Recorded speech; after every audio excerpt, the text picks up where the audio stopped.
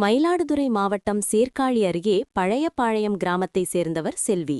இவரின் தாயார் ராணிக்கு சொந்தமான இடத்தில் கடந்த 20 வருடங்களுக்கு மேலாக குடிசை வீடு கட்டி குடும்பத்துடன் வசித்து வருகின்றனர். இந்நிலையில் அவர்கள் இருக்கும் இடத்தை அளவதற்காக நில அளவீடு செய்ய சென்றுள்ளனர். நில அளவையர் ஆவணத்தை சரிபார்த்து தாயார் ராணி பெயரில் நிலம் ஏதும் இல்லை என தெரிவித்துள்ளார். அதிர்ந்து போன செல்வி வில்லங்கச் சான்று பெற்று சரிபார்த்துள்ளார். அதில் அதே பழையபாளையம் கிராமத்தைச் சேர்ந்த ரவிச்சந்திரன் என்பவர் பெயரில் பத்திரப்பதிவு செய்துள்ளது தெரியவந்துள்ளது. இதையடுத்து உரிய ஆவணங்களுடன் கொள்ளிடம் சார்பதிவாளர் அலுவலகம் சென்ற செல்வி சார்பதிவாளரை சந்தித்து போலி ஆவணம் தயாரித்து ராணி பெயரில் இருந்த நிலத்தை மாற்றி பத்திரப்பதிவு செய்ததை ரத்து செய்யக்கோரி புகார் மனு அளித்தார். புகாரை பெற்றுக்கொண்ட சார்பதிவாளர் வருவாய்த்துறையினரிடம் மேல்முறையீடு செய்யுமாறு தெரிவித்துள்ளார்.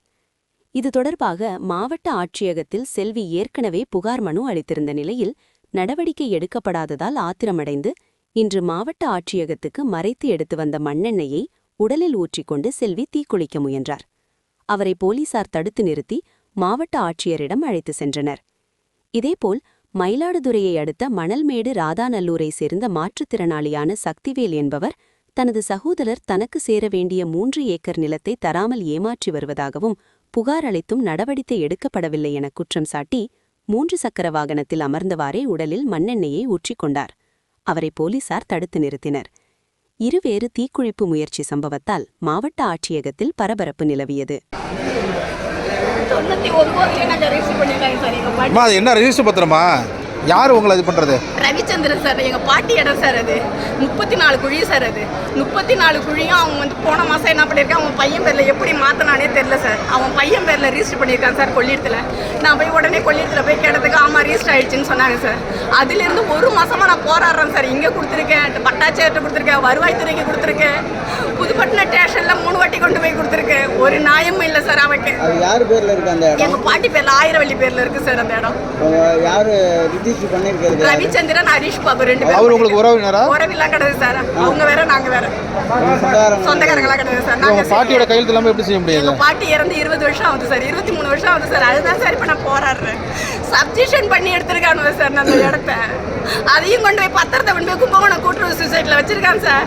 அது நான் இப்ப வீடு கட்டலான்னு நான் இப்ப சீரியல வாடகை வீட்டுல இருக்கேன் சார். இப்ப வீடு கட்டலான்னு போய் பார்க்கும்போது எங்க பட்டா பேர்ல பட்டாவே இல்லை சார். எங்க பேர்ல ஒண்ணுமே பத்திரமே இல்லை சார். போர்ஜரி பண்ணிட்டான் சார். கொடைக்காரங்களும் சுத்தி அவன் இந்த வேலை தான் சார் செய்யறானோ. பட்டா போடுறது, லாத்தி இடத்த திருடுறது, புறம்போக்கு இடத்த பட்டா போடுறது, அவனுக்கு இதே வேலை சார். 4-5 பேருக்கு. 4-5 பேர் சொல்லுங்க.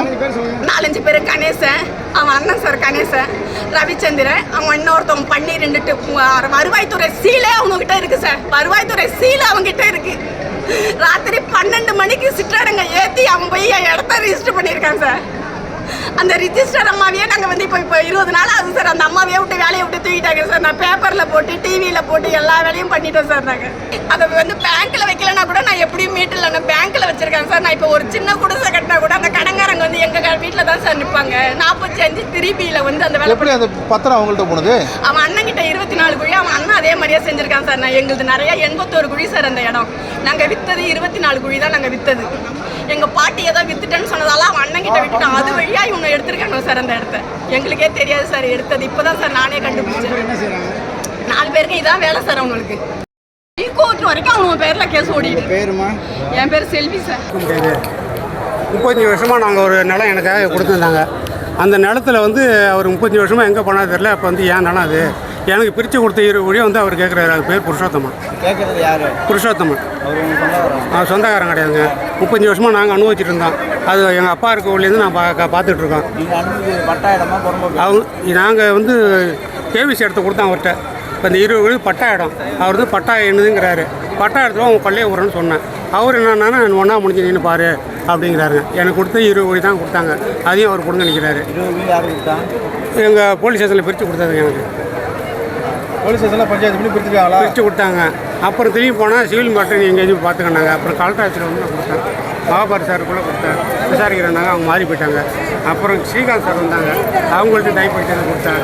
சரி பார்க்குறேன்னாப்புல. அப்புறம் மணல்மேடு போலீஸ் ஸ்டேஷன்லேருந்து பாலச்சந்திரன்னு பேசுகிறேன்னாப்புல. ஏன் சார் என்னங்க அப்படின்னா, இதுமாரி நீங்கள் குடும்ப சம்மந்தமாக குடும்ப சம்மந்தமாக நீங்கள் வந்து ஏதாவது புகார் பண்ணிடலாண்ணா. ஆமாம் சார்ண்ணா, நீ ஸ்டேஷன் வாங்கன்னு சொன்னாப்புல. மறுநாள் போனேன். எங்கே சார் இருக்கீங்கன்னா ஹைகோர்ட்டில் இருக்கேன்னாரு. சரி சார், எப்போ சார் வரீங்க? நாளான்னைக்கு வா அப்படின்னாரு.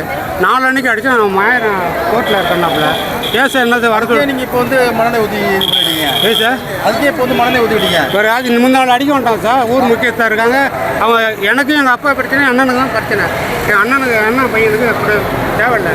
அவன் வந்து அடிக்க வராங்க. அதுக்காக கம்ப்ளைண்ட் கொடுத்துருக்கீங்களா? ஏங்க சார், கம்ப்ளைண்ட் கொடுத்துருக்கீங்களா காவல் நிலையத்தில்? காவல் நிலையத்தில் போனதுக்காக நீங்கள் வந்து காவல் நிலையத்துக்கு வராதுன்னு எழுதி கொடுத்து வந்துட்டேன். இப்போ சிவில் மாட்டது நீங்கள் கோர்ட்டில் கொடுத்துருங்க. அடிக்க வந்து எழுதி கொடுத்தீங்களான்னு கேட்டேன். எழுதி கொடுங்க. நேராக வந்து கம்ப்ளைண்ட் கொடுக்காம எதுக்கு மணலை வந்து கொடுத்துருக்கீங்க? எத்தனை இடம் சார் போகிறது? முடியாமல் எத்தனை இடம் ஸ்டேஷன் போகிறது?